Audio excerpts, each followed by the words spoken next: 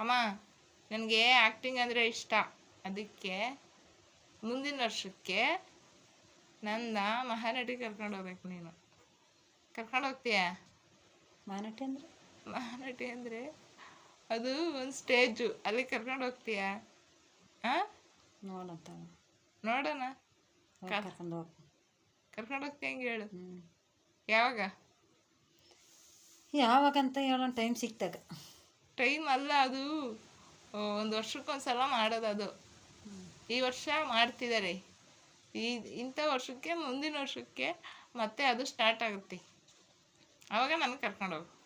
ಯಾವ ಊರಿಗೆ? ಬೆಂಗಳೂರಿಗೆ. ಅಯ್ಯೋ ಶಿವ, ಅಲ್ಲಿ ಕರ್ಕೊಂಡೋಗಿ ಕರ್ಕೊಂಬ. ನಿನಗೆ ಬೇಕೀಗ 5,000 ರೂಪಾಯಿ ಬಾಡಿಗೆ ಬೆಂಗಳೂರಿಗೆ ಕರ್ಕೊಂಡು ಹೋಗಕ್ಕೆ. ಬಾಡಿಗೆ ಎಷ್ಟಾರೇ ಆಗಲಿ, ಸ್ಟೇಜಿಗೆ ಹೋಗಿ ಬರೋಣ. 5,000 ರೂಪಾಯಿ ಬಾಡಿಗೆ ತಗೊಂಡು ಹೋಗಿ ಬರೋದು ಯಾವಾಗ?